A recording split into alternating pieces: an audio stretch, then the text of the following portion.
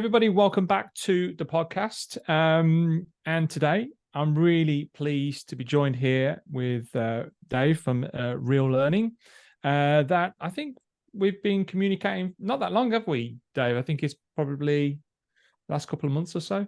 Yeah, I think it's the last couple of months. We just had a chance meeting, as we were talking about. We went to a mutual event, and then I think we had a connection over coffee, and then we just followed up with some really interesting conversations. So yeah, it's good for you to invite me on. So yeah, no, it's all my pleasure, and we'll get into what you do and what we're going to talk about today. And I went through some of your bios on socials, and one thing that kind of stood out to me was something that you put on your bios: pushing the boundaries of what people believe is possible, which I absolutely love.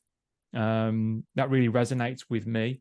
And it is so strange, isn't it, when you go to these, events, you're surrounded by like-minded people, very driven, positive people. You kind of just naturally kind of come together and have empowering conversations, don't you? And then, you really get to know the people and you're like, wow, that just really resonates with me. And one of the main reasons why I thought you'd be great on the podcast, Dave, is because I think people really need to start to understand and realize that when we're talking about health and we're talking about well-being, a lot of that really does start in the mind, and the connection that you have with your own mind and the understanding of how you can reconnect with your mind and your consciousness and subconsciousness. And we'll get into all that stuff in a moment. Yeah, definitely. But I think it's so important, I think we can get into health really quickly and go, right, well, I need to do something with my food. I need nutrition or exercise are the main ones that get thrown around right from the off. And for me, when I'm helping people improve their health, their well-being, their quality of life, we need to strip all that stuff back a lot of the time.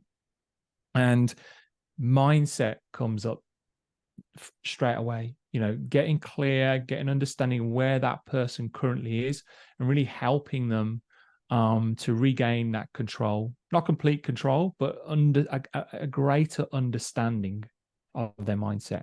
Yeah, I would say so. Yeah. So with that being said, though, go into a bit better than me what you're currently doing, a bit of your background, and where you're coming from when it comes to helping people with their mindset. Yeah. I would say the short story is I've always been interested in mindset and thinking from a positive point of view. So my career has been in the tech world, which has gone crazy. If you imagine 80s and 90s and the internet, and it's still going with AI and everything. So there's a tremendous amount of change. So in my career, I've always been faced with learning new stuff, being asked by customers or clients or even people I work with, can you do this? And I go, I've never done it before, but let's do it. So it was kind of fun way. But in my life, I was quite risk averse. And it's quite interesting when you're looking back on these two things. And it took me until 15 years ago when I pre-trained in to be a coach that I realized how important are the way we think about things, the way that our mind tells us, well, it's not possible, and someone else says it's easy, but we disbelieve it. And I'm sure a lot of things that you do with your clients is actually giving them a different lifestyle. They're having to change and do things, and central to that belief is, can I do what John is prescribing for me? I see all these people on Instagram doing things, it looks relatively easy, but the honest answer is it's not easy for me. And therefore, it's my mindset that's getting in the way. So we have to then understand, well, why is my mindset getting in the way? And one of the things I say to my clients as a challenge is, if I could teach you how to install a habit, like installing a new app on your phone, would that be beneficial for your life? And after a while, they go, well, yeah, of course, because everything's habit driven. So if I could drop this habit and install a new habit, my life would get easier.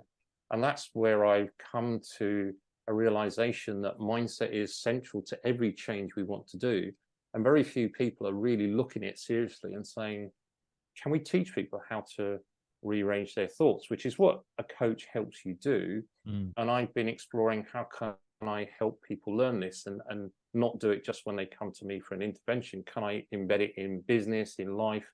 And that's where I'm currently moving in terms of helping people just see it as an ongoing thing, not a one-off when maybe things are going wrong, which is when a lot of people think about it. Or, as you said, the view there's a positive mindset, whatever that is, you know. I suppose positive mindset means something different to everybody. And I can definitely resonate with what you just said there, Dave. You know, I think we can all resonate with times within our life where we thought, if I had a better understanding around mindset, a better understanding around my conscious and subconscious thoughts and what they were limiting me to do and not to do, we could all pick out times in our lives where we could have thought, I would have been able to either get through that differently, I would have been a bit more successful through that. And I can definitely resonate with that. I mean, before I was working with clients, particularly just online, I had a very small gym space. So it was all in person. And it was it was a very small business. It was, just myself for a large portion of the time. I brought a coach on towards the end of that business, but predominantly it was myself. And then there was, like any business, there's challenges, and constantly, I look back now, I was constantly thinking, I don't know how I'm going to pull this off.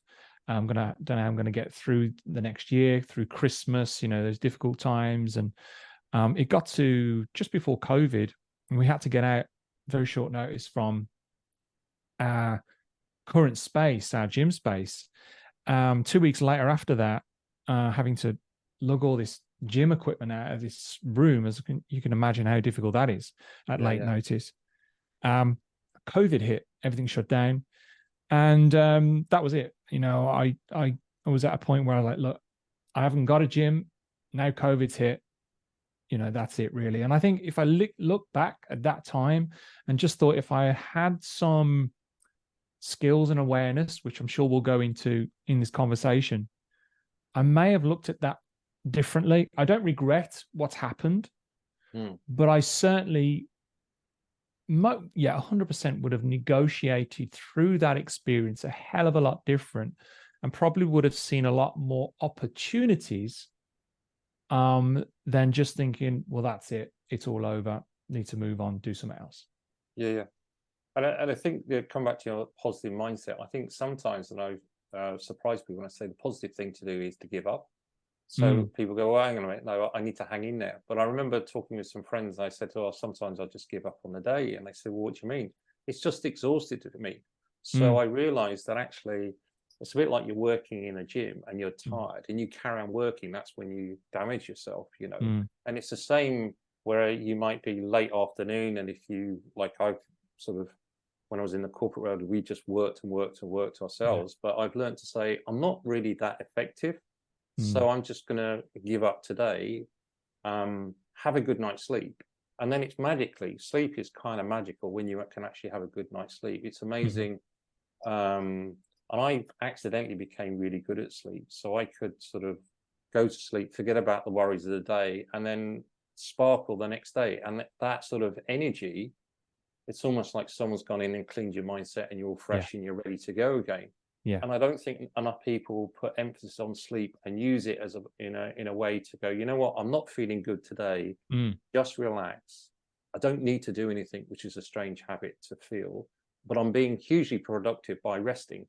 And I'm sure that's one of the things that you talk about some of your clients, the mix between working hard and resting, and realizing that is good for you as much as being busy and active, where all of us have been measured in either school or work or something by doing things, rather than people coming back and giving us a pat on the back for sitting still for a while. It just feels alien, doesn't it, in terms of those habits? 100%. And particularly when you're talking to people like ourselves, where like we get things done, we want to progress, we want to learn, we want to do more, we want to succeed at things, and it's the same with my clients. I'm working with very similar people. They're highly driven, they have families, they have businesses, or they're CEOs of companies that they're managing people. And they just want to get things done. They want to progress. They want to look back on the day and go, right, I got A, B, and C done. And it's so alien, and this is such a skill, and I'm still learning to do it. And I can kind of catch myself a bit like yourself, where you think, hold on, I can categorically know if I just kept pushing as I am now, in the mindset that I am, in the overwhelm that I may have, the anxiety that I have, um, I'm not going to make anything any better. It's probably going to get worse, if anything. And I need to stop. And that is such a powerful skill that we all need to work on, because I'm pretty sure these people that we're talking about, me, yourself included, we can have thoughts of, well, if I'm not doing something, then I'm being lazy. Yes. I should be doing something. I bet so and so still working. I bet, and we all these silly preconceptions start to come out. And you try and, batten down the hatches and keep going, keep going, keep going. Yeah. But it's such a powerful skill to be able to have the skill of, no, it's not right. It's not working. Stop. Go outside and like have a walk, or particularly like yourself, what you just said there, sleep. Well, the evidence there is only getting better and more compounding when it comes to what sleep is actually doing. And sleep is, we now know, for the brain, it's a time of cleansing. It's a time that the brain replenishes, gets rid of all those toxic, that we've inhaled, toxics that we've inhaled throughout the day, and really replenishes. Same as the gut, really. So sleep is, it's just so essential, and not just any sleep, but just quality sleep. Yeah. But what a skill to have, to be able to go to yourself, no, enough's enough, stop, move away. Yeah. And for myself, when my children now in their 20s and things, but obviously when all of us, when we go through with young children, are we sleeping well and everything? And my ability to get up, do the midnight feed, and then go back to sleep straight away, which kind of annoyed my wife, because she's like, well, how do you do that? It's just annoying. You're sitting there snoring and I'm still awake, just checking that the young ones are asleep. And I realized it is something that I completely discounted until I came into coaching and people talked about it. The ability to, just as I say, reset and start each day afresh. And again, it's one of these things that's overlooked because it's inherent, that it's kind of natural, it's free, it's something that in what I call social myths, people say, well, I'm a bad sleeper, that's all I've been, there's nothing to do about it. And for me, I've realized that there are some definite things you can do. And a lot of it is down to what I looked at myself is I used to, if you like, have fantasy dreams before I went to sleep. I had a bad day, but I wondered how good it could be the next day and what would happen. And so I was always going to bed with what I call warm feelings and warm thoughts about the day. So I didn't replay the day, although occasionally I did. And I realized that was putting me in a very good warm state, and therefore I would fall asleep very quickly. And then my wife would reinforce that by just saying to everyone, "You can sleep anywhere." So you get this positive reinforcement and belief that you can do it. Then you do it. So in coaching terms, that's a reframe, which I teach people. But a lot of people don't realize, and it's not talked enough in business about, let's get your sleep regime sorted as a strategy for being successful and wealthy. And 100%. I think what I've discovered, and since COVID, and what resonates with a lot of clients, they want to be financially successful. But I said, but you also want to be healthy as well. You don't want to retire and live in an unhealthy life and have lots of finances to have people who look after you. You want to be fully active all the time. Yeah. So I think all of us are going, hang on a minute, what has built society over the last maybe 30, 40 years in terms of working ourselves, well, I was going to say working ourselves to death, literally, but working really hard is not very smart. And again, it's down to this sort of working when you're anxious and realizing that anxiety and stress doesn't help us produce great thoughts. So rather than sit still and shift our status, if that's the right phrase, in terms of making us just feel better, we carry on without having the breaks. So I guess in the gym sense, that's rather than having breaks between each set, I just go into each set all the time. And naturally, by the third or fourth set, you just won't be able to do things. Yeah. Whereas... Well, absolutely. And it's a great correlation between the two, with mindset and the physical body. You know, most people that have this great idea, and it is fantastic, it's very empowering to go to the gym, start at the gym, New Year's resolutions or whatever it may be, getting ready for a holiday. 99% of the population will hit that gym as hard as they possibly can, and then wonder why 7 days later they can't move, they can't get to the gym anymore. Is they've gone about it the wrong way. They've almost taken their want and their drive outside of the gym with their career and everything into the gym. Same mindset: drive, push as hard as possible, and then the wheels fall off. You know, so having the skill of knowing when to back off, slow down, recover, and go again is so powerful. So powerful. Yeah. And you say it's kind of an alien. So it's almost like you need to take that habit out. So this busyness habit, which is almost like if you take the analogy like I do in terms of like dog training or puppy training, we've been rewarded with sweets, which is well done. Here's promotion by working hard. So then it's become ingrained. In order to solve something, I'll work hard, rather than saying, well, is there another way? Which can be like, I haven't got the right skills. I'll go to John, but that requires money. I don't have the money. So then we work hard, rather than saying, why don't I get some money? And I think that's true in terms of, for my own things in coaches, or I've got a personal trainer. You know, I care for my back because I don't know what you say to your clients. I sit a lot. So that's quite the most dangerous thing I do in terms of hip mobility and soreness in your back as you get older. And so having into a monthly treatment to a chiropractor, which someone suggested me, and I've done it for the past 15 months. But it's like we talked before, it's not instantaneous, but the regular adjustment and sorting out. Suddenly one day you're just moving really easily and effortlessly, despite having sat all day at your desk. So it's this commitment to the long term, which is, again, a little bit difficult to do depending on your circumstances. But I would encourage anyone who's listening to us to think about things longer term and have an easier day in the future, rather than just trying to think you do. And it's almost like shifting for the longer term, isn't it? Absolutely. You mentioned something earlier about framing, and I think that alludes to what you were just saying there, where as human beings, as a species, we are set to want reinforce proper, positive reinforcement straight away. That's how we survived. We went out, tried to find something to eat, found it, brought it back, ate it, move on. Find water, great, move on.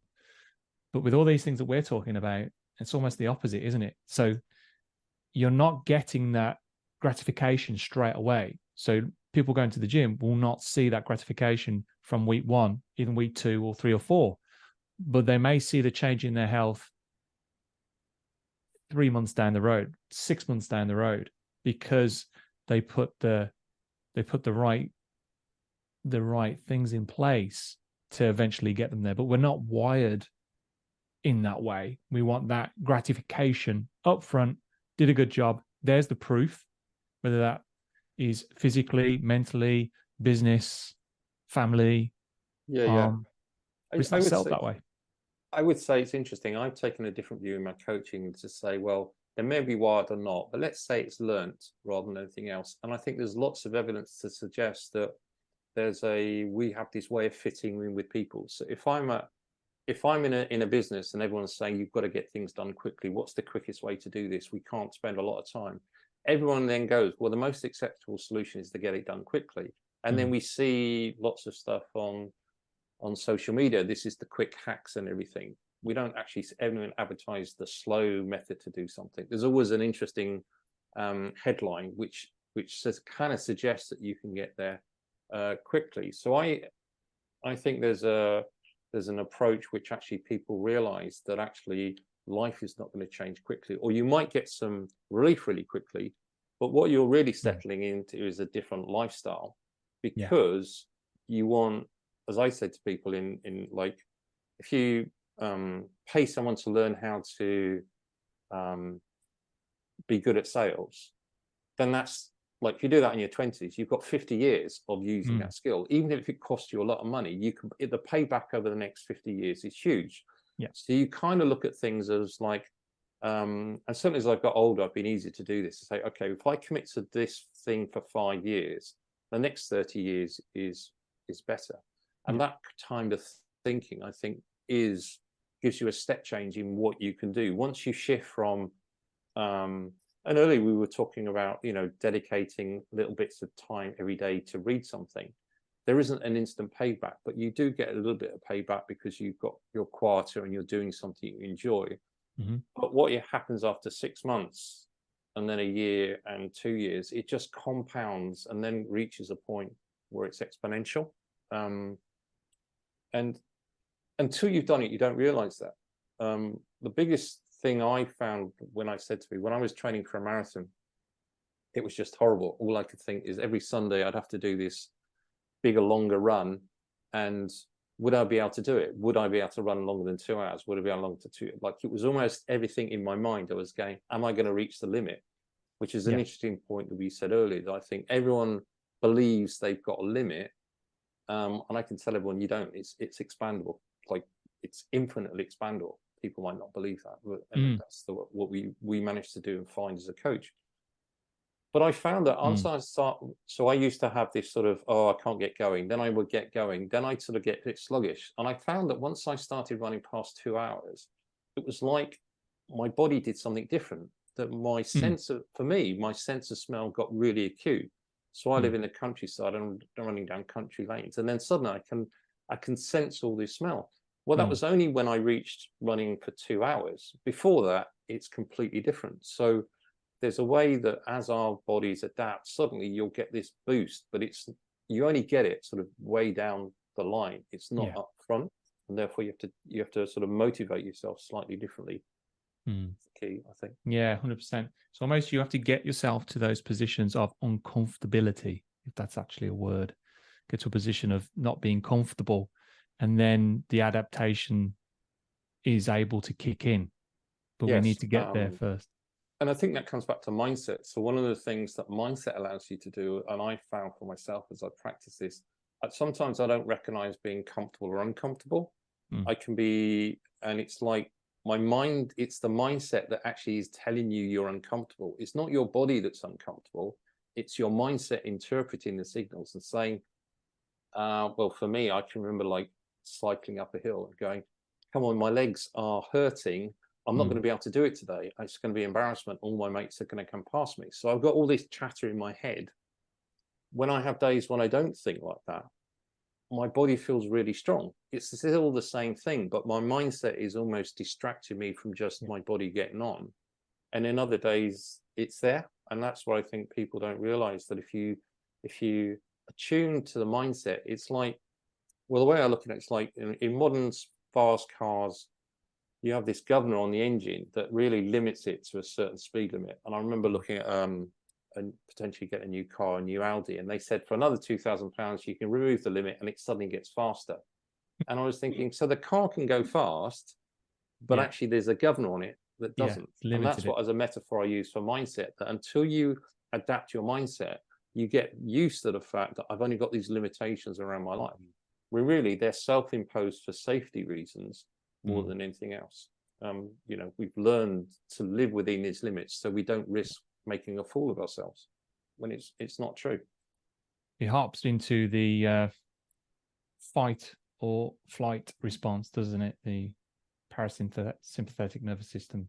Yeah, we that bit which I talk about, which is like, obviously most of us in modern life, the biggest threat we've got is what I call we almost commit social suicide. We do something that's really embarrassing and we go, oh, we can't do that. So our nervous system is attuned in terms of fight or fright to say, don't do that, because people will think bad of you, or you won't, you know, whatever it is.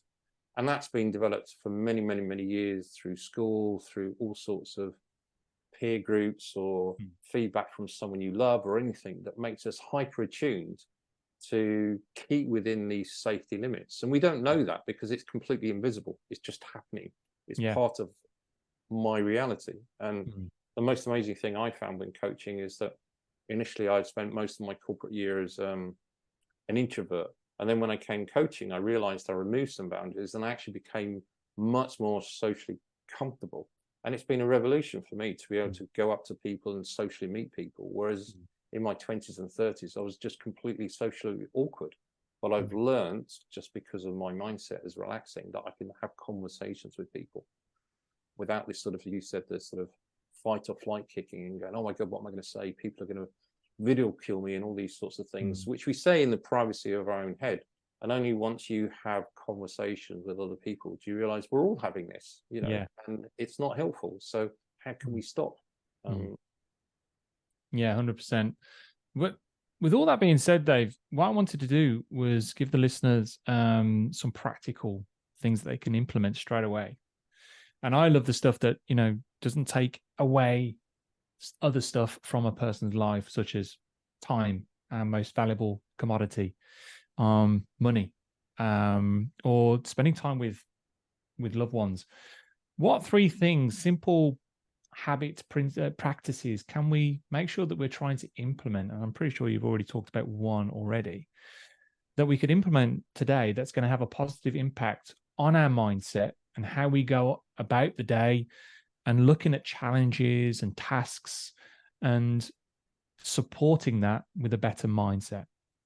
That's a really good question. So I guess going back to the thing that I always go to is sleep, and how we use sleep in that sense. So putting stuff off to the next day once we've had a good sleep. I mean, there's lots of sayings which people say, oh, let me sleep on that. And as you said, there's something that goes on in sleep which is magical in terms of refreshing our bodies, but also rearranges our thoughts. And we can wake up the next day being able to make difficult decisions or making sense of stuff that doesn't make sense when we're tired. And so recognizing that sleep has its magic properties. So how can I have a good sleep? How can I use sleep to maybe sit on something for a couple of days when you're getting anxious, and know that in a couple of days time life will feel better, so rather than do this instant drug. The other thing I would say that's really important is recognizing some me time, as I call it, and recognize I think we all need solo me time. We all live in hectic lives and things, and like you were sharing before we came on air about your love of having a little bit of reading, but this desire that whatever you do which is passionate for you, you might have 18, 20 minutes, whatever, half an hour, whatever. And I know that kept me going when I had young children. I used to get up early before anyone was about. That's how I got my hour in, if you want. And if I didn't have that hour, somehow I was a little bit agitated with the rest of the day because I hadn't had that time to be me. So, and I think anyone can do that at any time. You can just sort of work out what that is and just keep it. I think it also goes back to what we were talking earlier about. Also makes you more feel in control when you spend your time. You know, it's this joy for life that we need to spend time. And the other thing I think is just, you know, maybe difficult at first. Maybe think is just smile at the day. When you get up, people can reach to the news and things, which isn't very good because that's the way news is. But actually, just smile at the day and going with, it's going to be better than yesterday because I've learned something. So this idea of, again, I'm a great fan of old-fashioned way of like be cheerful, not in a false sense. You know, there's sometimes you need to be sad and this thing about false positivity, but just smiling at the day, going, it's going to be better than yesterday. And I found sometimes just going into a meeting smiling or meeting people smiling, it shifts their mood and you're having a little bit of a different conversation. And I think that's how we met. We were just sort of just joyful to have that conversation, and then it spurns something else rather than a moaning type conversation. So those will be my 3. I love that. I think one of the big ones for me and that I've learned is to not be so hard on myself. You know, when you get to the end of the day and there's one thing that's not ticked off that you wanted to get done, and knowing that, you know, it's not going anywhere, it's still there, and what you have done, and then realizing that what you have got through, what you have, you know, implemented, even if the smallest thing, it doesn't matter. You know, if you sent the email, you sent an email, it's that kind of one step forwards. It's a positive action that's been made that inevitably over time will compound, as we said, will get you to where you want to be. And knowing that things are going to go wrong and accepting that. So going into the day, I think it's a big, powerful one for me. And I think we're talking earlier about, I'm a big reader of Stoic philosophy, and particularly Marcus Aurelius. And Marcus Aurelius, I'm not going to be able to quote him here. You'll be able to describe this much better than me. Even 2,500 years, 200 and whatever, how many thousands of years ago. He said, why would you be so surprised when you meet someone who is upsetting you, is aggravating you, argumentative? Why would you be surprised if things didn't go your way? And it's almost saying, look, it's gonna happen. That's life. Those things are in the world. They're gonna happen, no matter how well you prepare, no matter how well you try and go about your day. Don't be surprised when these things happen and occur, because they're inevitably going to happen. And I always find that reassuring. I think that's a really good point, that actually it counters the view that, like, again, which stems from the fact that we want to be immune to criticism, so we want everything to run smoothly in that sense, and that shows that we're on top of things. But if you then say, well, as I challenge my client, well, are you supposed to be on top of things? What makes you think everything will be okay? What makes you think you're supposed to know everything? Could you know everything? Well, no. Well, why pretend that you do? And that's a classic thing when I've helped people who are maybe doing a talk in front of a big group, and then there's a Q&A, and I ask them, what you're really worried about? Well, nothing. I really know my subject. And I talk a bit further. And generally it says, what if they ask me a question that I don't know the answer to in front of a big audience? I said, they almost certainly will. So what are you going to say? And they go, well, I don't really know. I said, well, you could just say, I don't know. Can I get back to you? And it doesn't occur to people to say and to accept that I don't know is a good answer. And then later on, I'll find out with a bit of research. And most of us, with a bit of research, with Google or talking to friends, can answer anything. It's just that we've got this skewed idea gate in our mindset, that we've seen it so often that people who are competent can answer all the time, when that's not true. It's a myth that stays in ourselves, and those myths that are in our mindset create these anxiety. And that's what I call, back to you said, that's a reframe. I've given you a new understanding on that situation, so the pressure goes away. You deliver a good talk, and then there's the Q&A, and you go, great question, I don't know, can I come back to you? What's your email address or whatever? And it makes people actually resonate you more, because you're just being open, honest, and real. Because the last thing you want to do is make something up, because straight away they'll know you've come back to them with something that's you're not sure, you've just made up, and anyone in the room will know that that's what's happened. But I think you get so much more respect if you was to be there honest and say, look, I'm not going to give you just this throwaway comment. I want to go and do the research and find out and come back to you and give you a proper answer. I think you'll win a lot more people over that way. Yeah, no, definitely. And again, that was a journey for myself, where as a consultant, we would say we've got to go and know everything. So I had a lot of stress that I had to do this research and thing, and therefore you're over prepared and do stuff. And there was one meeting where I didn't know anything. I didn't know this thing, and when I said it, it was kind of okay. And I was in shock, because I thought they would say, well, just get out. Somewhere in my, when you do this in your head, like in a meeting, someone's going to tell you, get out, you're not worthy or whatever. And of course they don't. They just go, and this person just said, okay, well, how much time do you need? Well, maybe by next week. Okay, we'll put it down for next week's meeting. And I was in shock that I hadn't really, but and then you realize that that's okay. So now you live with a new paradigm. I don't need to know all the time. Sometimes it takes longer to do things than we thought. And again, that I go back to building tech stuff in the 80s and 90s. We didn't know. It's not like, so we're learning for the first time. So really we're learning all the time. And therefore, how would we know what to get through in the day? Well, most of the time it's a guess. Some of it works out well, some of it doesn't. We didn't know we'd have all these arguments, or we'd have a good day or a bad day. And as you say, we're judging ourselves that we're supposed to get through our to-do list, and it's not true. As long as you've done what you need to do, and then you go, okay, this is left over, I'll put it into the next day, and therefore you remove the anxiety, and then tomorrow goes better.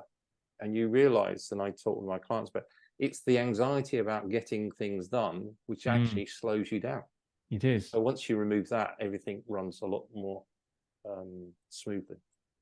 Yeah, it's massive disabling, that is, when you think you need to get through all this stuff that you've set yourself, and then you can feel the day ebbing away from you, and you think, I'm not going to get it done, and then just anxiety rises. More coffee is drank, poor quality food is eaten because of the stress is coming up. And it's just that compounding effect again, isn't it?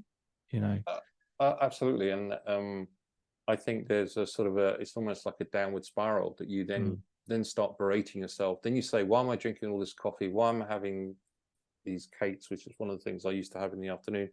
I didn't feel good, but I just felt I needed a pick me up. And it's just the reaction to what's going on in our body. You probably know more than me, but our anxiety and everything is having a chemical effect on our body. And therefore we're maybe looking for a chemical fix or something to address it.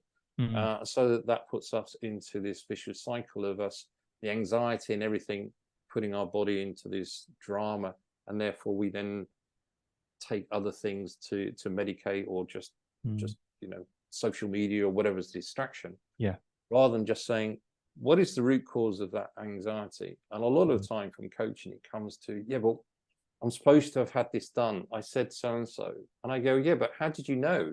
You're not a crystal ball. It's the first time you've done this.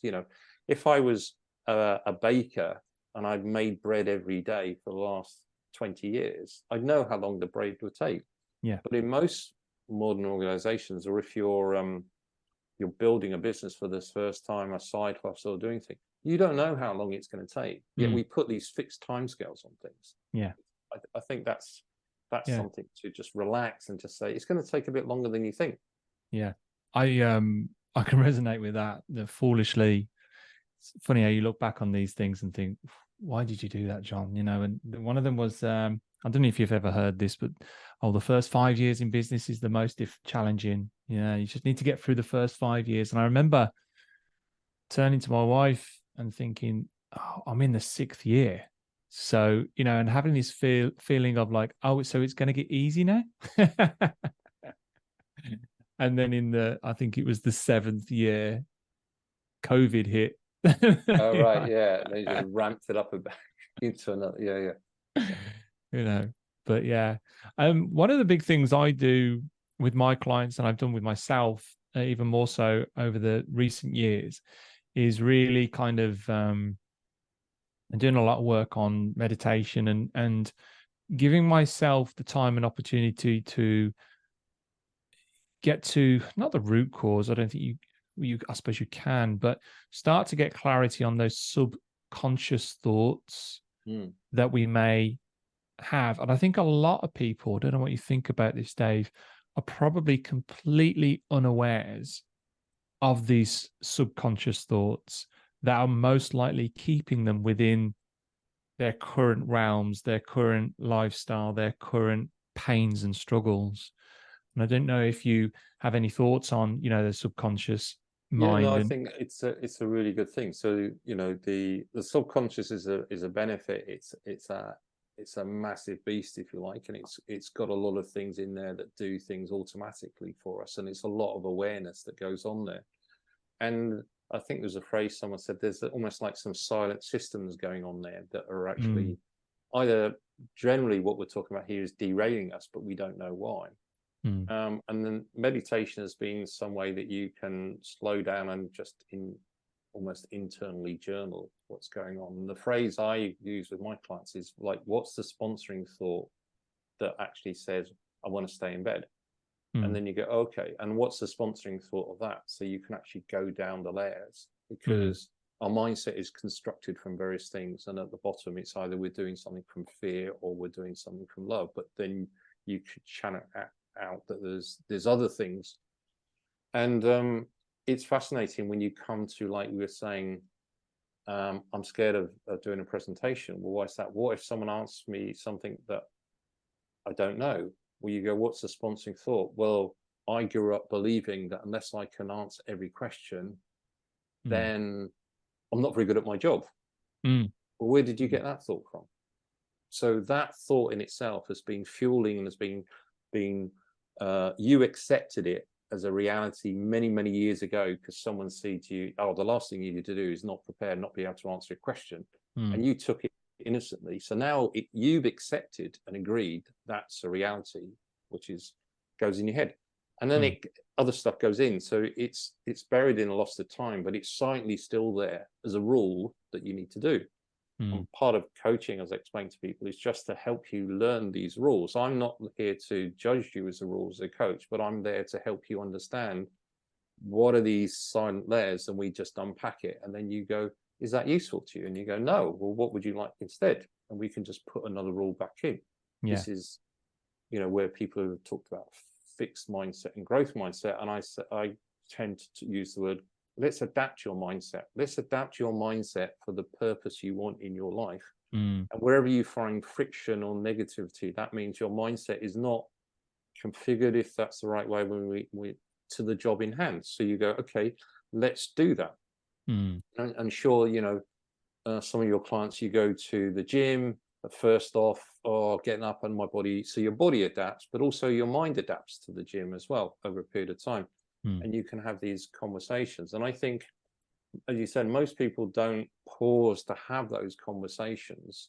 So they're using willpower to override those things. So I get up over and I force myself to get up early, which means there's something in your mindset that's saying, don't do that. You're forcing it. So again, we've learned the habit of forcing it. But if you understand what is causing that resistance and remove it, then you don't need to use your willpower. You can enjoyable go down to the gym or whatever it is in terms of how you want to lead your life. And that's certainly central to the training that I deliver for people. And I think it's a new way of looking at mindset that, akin to driving. A simple example, you're driving a car down the motorway. Do you want to keep your foot on the accelerator, or do you want to put it on speed control? So the car is at a steady 70, or do you want to keep your foot on the accelerator? And that's what we're doing by almost retraining our subconscious mind to say, we don't want those, what we were conditioned to think or what I accepted was a reasonable way back in the past. I want to look into the future and train my mind to have easy days with the tasks and activities that are going to create the dream life that I want. And that takes a bit like you sitting down with people and saying, this is the program of nutrition or fitness that will get you where to go, and then deliberately applying it to your mindset and say, okay, which sponsoring thoughts, which are healthy thoughts, which aren't, and that is incredibly powerful, because after a while, what, like in business, is hard work. I say to my clients, let's get to a place where your business is easy. And at first point they go, well, that's strange. But I say, well, look at the gym. You go to the gym, and if you keep increasing the weights, it will always be hard. But if you only wanted to say bench press 50K, then after a while, if you did that every day, there would be a point where it was easy. And you would plateau at 50, bench pressing 50 kg, which would be absolutely fine, if that's what all the strength you needed, rather than just get stronger and stronger and stronger. Because I think it's fascinating, as I've got older, what is the appropriate amount of fitness as I get older to enjoy my life? And I haven't really seen anyone address that. Yeah, I can really resonate with that. I mean, like, one of the big things I tell my clients is when they come back with a negative comment, whether they're trying to achieve something, trying to make a breakthrough, and they'll have a negative comment, I'll say, can you show me the proof of that? And a lot of the time, they're unable to show me anything that backs up what they're saying. There's just nothing there. They've just it's been made up over a period of months, years, or however long it is. They've just made it, even though there is no proof that statement is true whatsoever. No. And it's fascinating when you start exploring this, you realize that there is so much that we take for granted. So if someone tells me a story, I believe it to be true. I may not have seen it, but there is so much that you learn in life, that you haven't really experienced. You've just heard a story. Someone has told you this is how it is, and you believe them. So it's a good thing, but actually being discerning what you let into your mindset is one of Mm. the things that I've learned. So there's a sort of I'm not sure, Yeah. I'm very careful about what Mm. advice gets in my head these days. Yeah.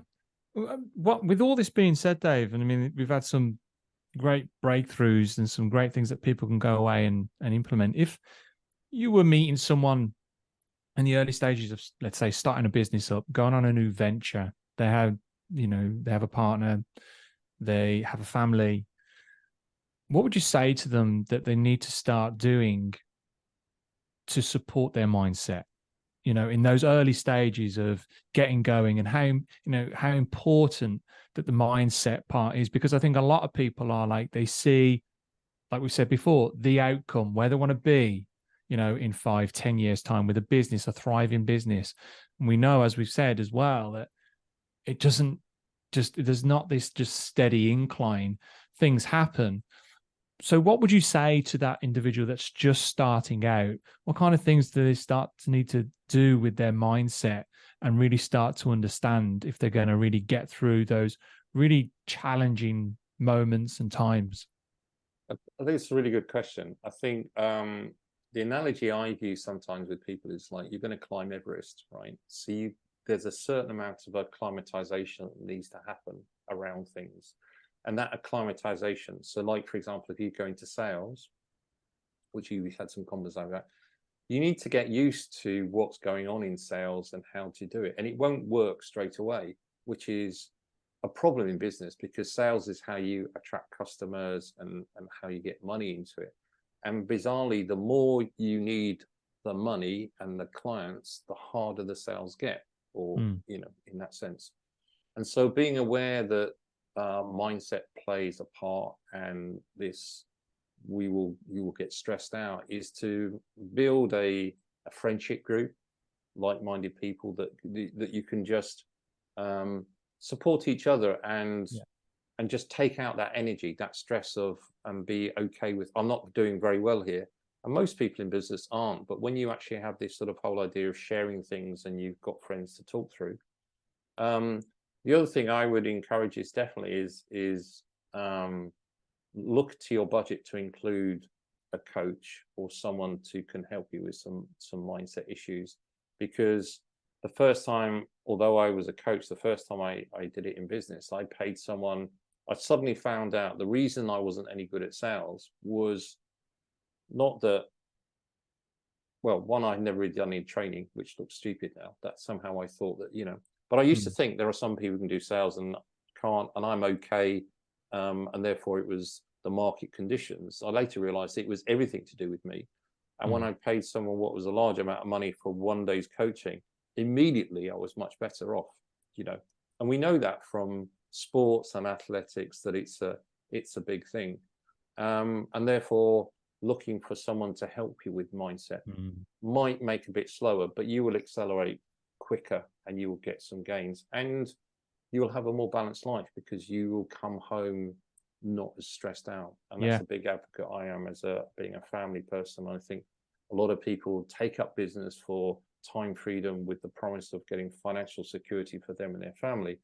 But you have to be careful that there's going to be some adjustment, and it may take longer than you think. So surround yourself with like-minded entrepreneurs or people with a little bit more experience. That's what I would suggest. I love the Everest analogy. I've watched a few documentaries on it. It always fascinates me, climbing and what people put themselves through, particularly at Everest. And the last thing I would say, always a bit missed out, even the most experienced climbers have Sherpas with them. They don't, to do that. So analogy in business, it's like who's experienced, who can do their role. And again, there's this thing that everyone believes, well, I can learn anything. Well, you can, but maybe you're not geared to learning it. And maybe it's better off is just finding other people who are willing to help you along the journey. And it might not be you have the money, but there's all sorts of ways to do that, to build up, to know that that's in the plan. And again, like programming in the gym, there's stages that you go through. So stage the building of your business, like you're building your skills, building your temperament, like it is to go up Everest. I think I can't see a time when I wouldn't have a coach, or at least somebody that I was working alongside that I was learning from. And I think it's just like they keep you, like the Sherpa is there, not just because of their climbing knowledge, but also just someone there to go, no, conditions aren't right. Come back. Let's gather ourselves. We wait, get ready, do a bit more research, and then we'll go again. Yeah. You know, and this is and to have someone there that stops you from getting distracted by other opportunities that seem, you know, the grass is greener on the other side, which is easily done when you're under a lot of stress and you're trying to grow something and build something. But Yeah. just to always have someone, a coach, a mentor, just someone there go, no, this is what we're going to do. We're committing to this. And even when it needs us to take 3 or 4, 5 steps backwards, that's what we'll do, in the knowledge that we just refocus, and then we'll make our advances again. And I just think it's so powerful. And if I ever do anything, I'll always have a coach. You know, I don't think anyone that's been successful really, unless they've really fluked it and had a lot of luck. I think there are some people, but you don't get repeat entrepreneurs in that sense. The other thing I would say that I've learned is there are some things that aren't learnable, that are counterintuitive. And the example I give is like when I learned to be the challenge of an Ironman, I realized my swimming wasn't up to it. So I got a swim coach, and I wanted to learn how to swim properly. So I remember that sort of occasion I was really nervous. He said, right, you just swim the length, and I'll watch you and see what to do. So he walked down the other end, had his stopwatch. So I just went in, I powered down. I was probably this frothing, mess in the whatever. Got to the end, and he said 33, and I thought, well, 33 seconds, is that good? He said, no, 33 strokes. And I went, what do you mean? And I didn't realize that swimming is all about balance in the water and control. And I was swimming along like this, so I was so much drag, and I assumed I just wasn't strong enough to do swimming. I didn't realize there was technique. Yeah. And that's the thing that I've learned in my years of leadership. There's some things that you learn from much more experienced people who go, okay, it's time to put aside that style of working and develop this technique. And you tend not to read about those in books. You tend to just be passed on by people that says, okay, so at this stage of the journey, we stop doing that and we do this. And you go, well, that doesn't make any sense. And so you need almost a new set of sponsoring thoughts for you to go, now I know what that does. And you would have just carried on if you never had that person with you. Absolutely. Yeah, absolutely. And you would have probably got there by sheer willpower. Yeah. But you would have probably destroyed the rest of your life. And then you get the misconceptions. To be successful in business, you need to be 100% on it, which is true sometimes. But I believe there's another way, which is about seeing business as technique and skills and putting yourself in a good place, like we were saying earlier, like cheerful conversations, gets you to people to share things. And I believe you'll get more significant clients and opportunities by this openness and willingness to be vulnerable and real, which is not easy at first when everything's at stake in a business, but that's the game that you need to learn how to play. Oh, I love it, Dave. I love all of this. A lot of people are looking over it and will make some great breakthroughs. Dave, if anyone wants to learn a bit more about what you do and how you can help people to make these changes within their life to achieve some of the things that we spoke about, whether, it's not just about business, but it's about developing as a person, developing as a father, a mother, in life generally. Where can they find you? How can they reach out and just start seeing a bit more about what you do? The easiest probably is they can connect with you on LinkedIn. So most business people are on LinkedIn, or I just have a small presence on Instagram. So if people feel moved to reach out, then please do via either of those. My name's quite unique, so they'll probably have to be able to find me. So yeah. Brilliant. Dave, thank you so much for your time and your insight. I know we'll be doing more work in the future as well, which I'm looking forward to. And hopefully we can get you on another podcast later in the new year at some point, and we can stick with this this really, really important aspect, which is mindset and becoming the best person you can possibly be. So thank you again. Thank you, John. It's been a pleasure.